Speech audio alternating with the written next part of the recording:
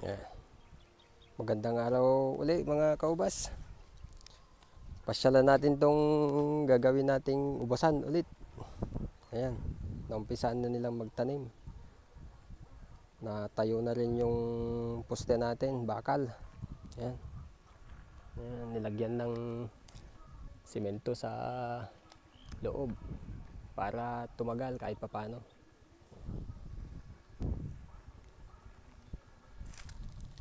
Oops. Ayan, hindi pa nadiligan. Patutubigan to mamaya. Ayan, yun. 2 meters ang pagitan bawat puno. Ayan. Ayan. Ganito kami magtanim ng ubas. Ayan, hinukay. Tapos maglalagay ng tae ng baka. Ayan, medyo sariwa yan.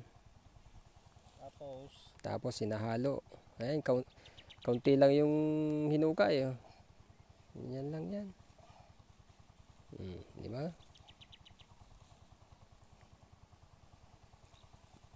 Ito palang tiga-tanim ko, si kumpare Junel Arellano. Hi. Sa mga gusto magpatayo ng vineyard, tawagin lang siya. Lalagyan siya ng complete sa ilalim. Yan. Tapos tabunan ng lupa na may halong tae ng baka. Ayan, rootstock natin. Tanim natin tong rootstock, Brazilian hybrid.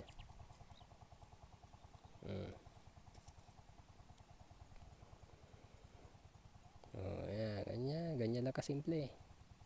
Di ba? Naglaka. Naglaka daw, naglaka. Di ba? Yan, mamaya na patubigan. Mamaya na palayasan pala. Ayan, diretso hanggang doon, hanggang dito. Meron pa isa dito. Ayan, halo-haloin ulit. Ayan. Ano pala tong klase ng lupa dito? Clay soil. Pero wala namang problema. Meron naman tayong source ng tubig. Pagka nagbitak na, patubigan lang. Ayan. Hinalo ulit. Diba? Kamay lang. Ayan. Kamay na bakal. Ima-ima lang. Ima-ima lang. Diba? Masarap pag kinakamay. Yung ibang nagtatanim, kailangan talaga, yung ano ba tawag doon? Pala. Ayan.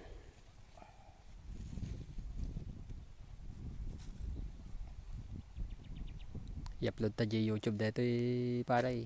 Ayan, naglalagay ng complete sa ilalim. Tabunan ng lupa na may halong tae ng baka. Tapos walang seedlings. Ay, ayun pala.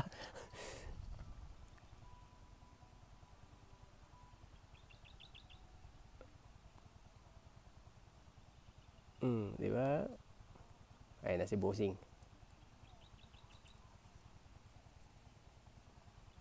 Yan, malayasan na. Malayasan na. Andyan Andyan na na yung dalaw. yung danom namin. Naglayas na si Daddy. Naglayas na si Bossing. Ayan, kita nyo. Ayan. Ayan, lalagay na ulit ni kumpare.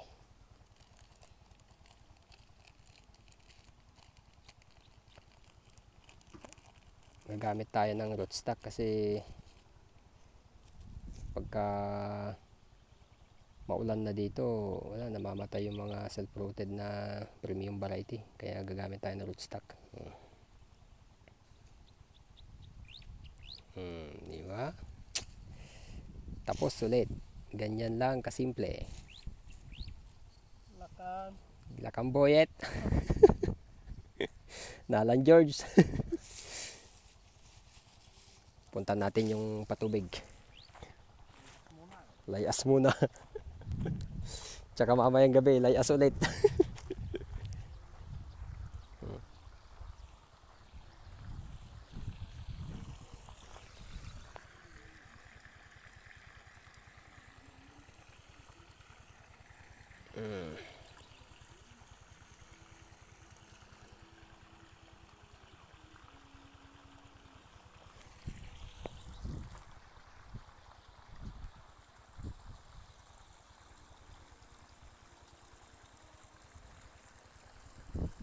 Nga pala, nagtanong ako sa group natin.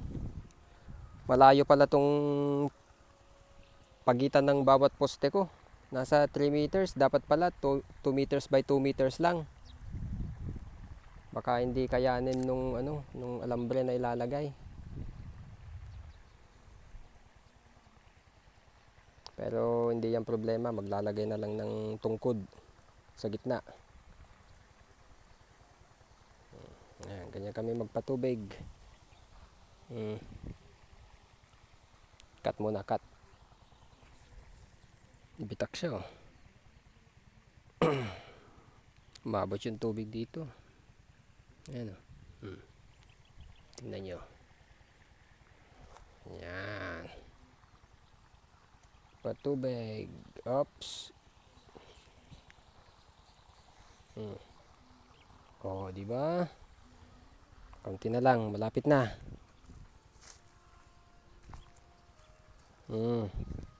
Oops.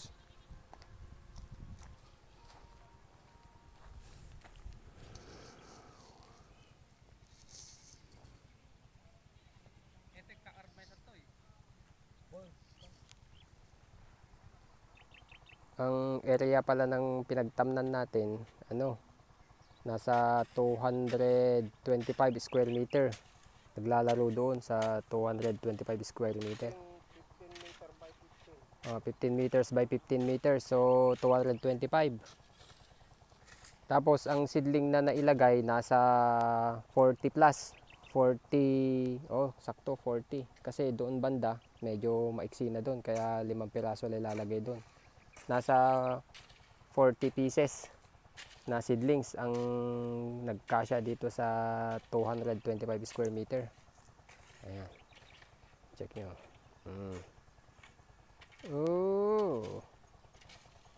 At nandun naman yung ubasan ko sa harap. Ay wala, hindi abot. Dun. Ito, nilagyan na pala ng bakod kasi maraming kambing dito. Mahirap na pagka pinasok to ng kambing, wala na yung root stock natin. Maraming kambing dyan, oh. May anak. Ito, isang hilera na lang. Hukay ulit. Ayan. Tapos bubuhusan ng tubig para lumambot yung lupa, para Madaling bungkalay. madaling kamayin. Kamayin na lang ni Pare Junel.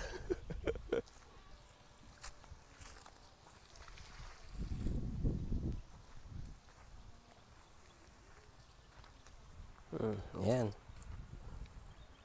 Pinatubigan, binuhusan ng tubig para lumambot.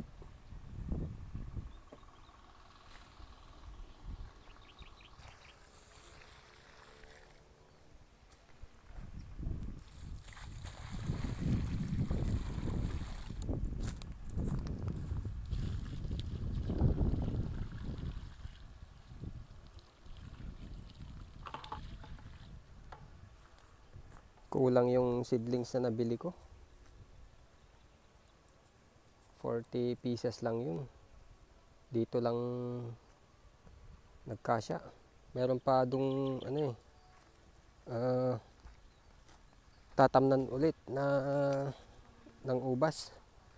Pero mga 15 pieces lang siguro ang mailalagay doon. Doon sa may harapan. Ayan, marami pang bakal, oh. Gagamitin doon sa kabila. Doon banda, doon. Ayan. Pasyalan natin tong basan natin. Wala na yung Preo Brasini, na-harvest na lahat. Ubos, simot. Ito yung cotton candy natin. Haba talaga ng bunch, oh.